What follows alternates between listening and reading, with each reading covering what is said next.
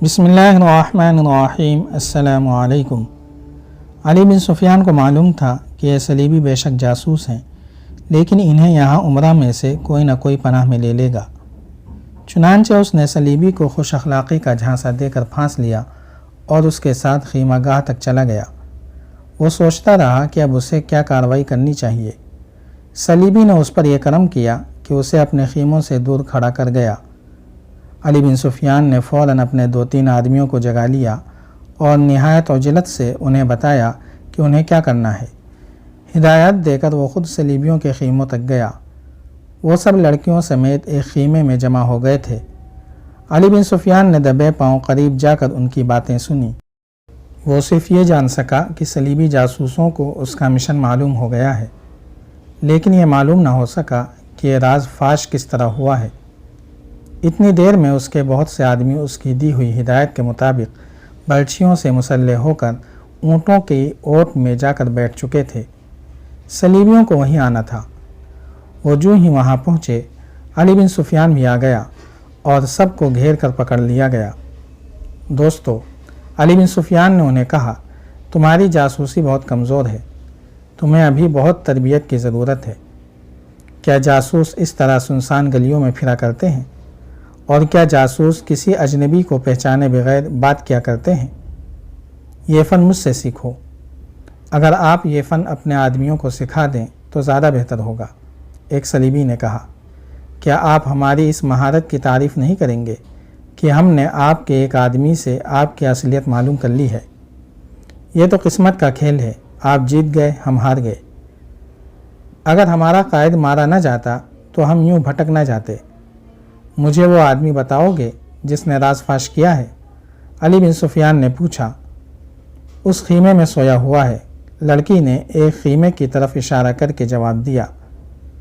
वो मेरे धोखे में आ गया था।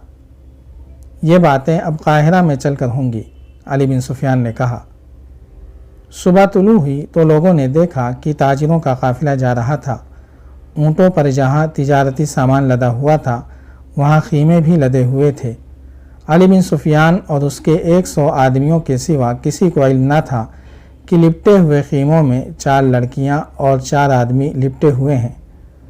अली बिन सुफियान ने रवांगिर से कुछ देर पहले शहर की तारीकी में एक सलीबी को एक खीमे में लपेटकर ऊँटों पर लाद कर बांध दिया था।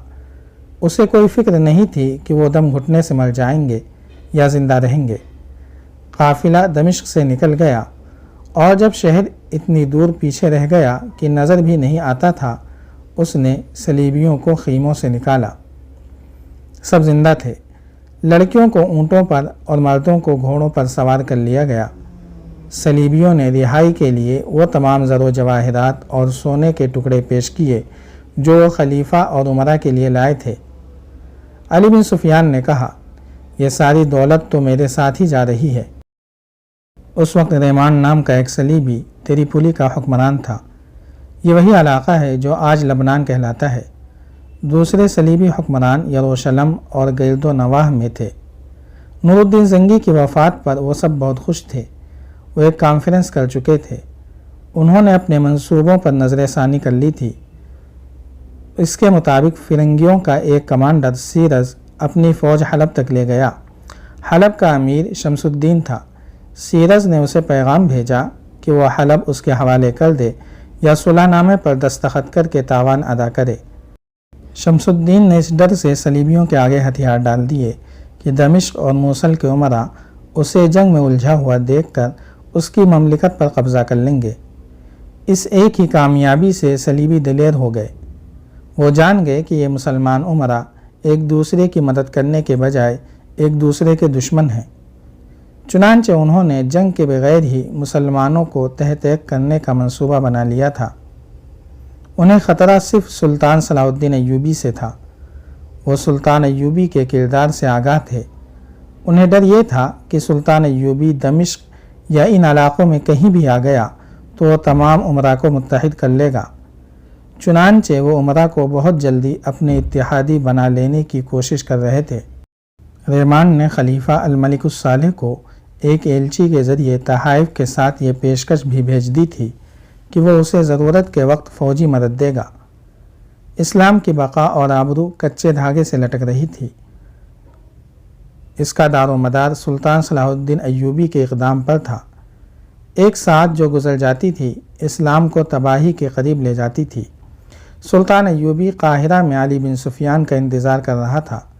اسے علی بن سفیان کی رپورٹ کے مطابق کچھ فیصلہ کرنا تھا۔ وہ بغداد، دمشق اور یمن وغیرہ پر فوج کشی کے لیے ذہنی طور پر تیار ہو چکا تھا۔ اس کے لیے مشکل یہ تھی کہ مصر کے اندرونی حالات ٹھیک نہیں تھے اور فوج کم تھی۔ وہ مصر سے زیادہ نہیں بلکہ کم سے کم فوج اپنے ساتھ لے جا سکتا تھا، اور یہی ایک خطرہ تھا جو اسے پریشان کر رہا تھا کہ اتنی کم فوج سے وہ کیا کامیابی حاصل کر سکے گا۔ اس کے باوجود اس نے فوج کشی کے سوا دوسرا کوئی اقدام سوچا ہی نہیں۔ وہ دن میں 1-2 بار اپنے مکان کی چھت پر جا کر اس سمت دیکھا کرتا تھا جس سمت سے علی بن سفیان کو آنا تھا۔ وہ افق پر نظریں گاڑ دیتا تھا۔ ایک روز اسے افق پر گرد کے بادل نظر آئے جو زمین سے اٹھے اور اوپر ہی اوپر اٹھتے اور پھیلتے گئے۔ سلطان ایوبی اوپر ہی کھڑا رہا۔ گرد کا بادل آگے ہی آگے آتا گیا، پھیلتا گیا، اور پھر اس میں سے گھوڑوں اور اونٹوں کے ہیولے نظر آنے لگے۔ وہ علی بن سفیان کا قافلہ تھا۔ اس نے راستے میں بہت تھوڑے پڑاؤ کیے تھے۔ اسے جب قاہرہ کے مینار نظر آنے لگے تو اس نے اونٹ اور گھوڑے دوڑا دیے۔ اسے احساس تھا کہ گزرتے ہوئے لمحوں کی قیمت کیا ہے، اور اس کے انتظار میں سلطان صلاح الدین ایوبی رات کو سوتا بھی نہیں ہوگا۔ پھر وہ لمحہ آ گیا جب گرد سے اٹا ہوا علی بن سفیان سلطان ایوبی کے سامنے کھڑا تھا۔ سلطان ایوبی نے اسے نہانے دھونے کی مہلت نہ دی۔ وہ خبریں سننے کے لیے بےتاب تھا۔ اس کے لیے کھانا وغیرہ وہیں لانے کا حکم دے کر اسے دفتر میں لے گیا۔ علی بن سفیان نے اسے تفصیلی رپورٹ دی۔ نور الدین زنگی کی بیوہ کا پیغام، اس کے جذبات اور تاثرات سنائے۔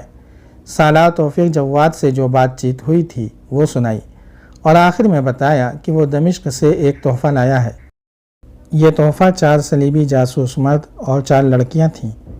اس نے سلطان ایوبی سے کہا، میں شام سے پہلے کچھ قیمتی معلومات ان لوگوں سے حاصل کر لوں گا۔ تو اس کا مطلب یہ ہوا کہ ہمیں فوجی طاقت استعمال کرنی پڑے گی۔ سلطان ایوبی نے کہا، کرنی پڑے گی اور ہم ضرور کریں گے۔ علی بن سفیان نے کہا، مجھے امید ہے کہ خانہ جنگی نہیں ہوگی۔ سلطان ایوبی نے اپنے 2 ایسے فوجی مشیروں کو بلایا جن پر اسے کلی طور پر اعتماد تھا۔ وہ آئے تو اس نے انہیں کہا، میں تم سے اب جو بھی بات کروں وہ اپنے سینے میں اتار لینا۔ تم دونوں کے علاوہ علی بن سفیان تیسرا آدمی ہوگا جو اس راز سے واقف ہوگا۔ اس نے انہیں دمشق اور دیگر تمام اسلامی ریاستوں اور جاگیروں کے احوال و کوائف سنائے۔ علی بن سفیان کی لائی ہوئی رپورٹ سنائی اور کہا، اللہ کی فوج اللہ کے حکم کی تعمیل کیا کرتی ہے۔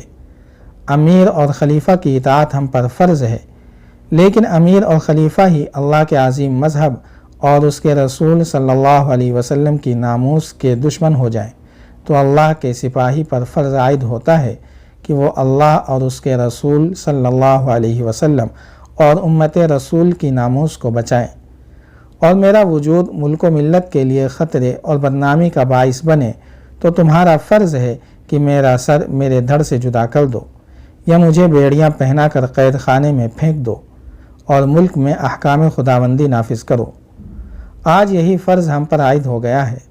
ہمارا خلیفہ قومی غیرت اور وقار سے دستبردار ہو کر اسلام کے دشمنوں کے ہاتھوں میں چلا گیا ہے، ان سے مدد مانگ رہا ہے، ان کے جاسوسوں کو پناہ دے رہا ہے، اس کے حاشیہ بردار عیش و عشرت میں ڈوب گئے ہیں، سلطنت اسلامیہ کے حصے بکھرے کر رہے ہیں۔ شمس الدین والی حلب نے صلیبیوں کے آگے ہتھیار ڈال کر تاوان ادا کیا اور صلح کر لی ہے، اور صلیبی عالم اسلام پر حاوی ہوتے جا رہے ہیں۔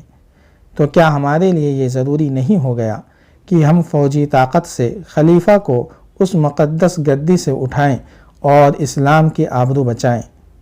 بالکل فرض ہو گیا ہے، دونوں مشیروں نے بیک زبان کہا۔ اب ہمارا اقدام جو کچھ بھی ہوگا وہ ہم چاروں کے درمیان راز ہوگا۔